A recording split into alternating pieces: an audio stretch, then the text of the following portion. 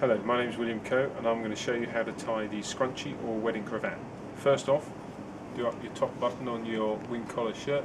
Could be a standard wing or a deep wing depending on how you want to wear it. Now, it goes round the collar and roughly where one of the blades comes up and fattens out, that should be level with one of your top button. And then it's very straightforward. You take one end over the other, round the back, round the front, come up from the back, pull all the way through. Try not to pull the knot too tight because you want a nice big ruffled knot. You take the shorter blade, push it through the front, pull down, and then just pull up to cover your top button. You might need to look in the mirror at this point or get someone to help you. And don't worry about the blade lengths because they'll all be tucked under the waistcoat that will come up at least to here.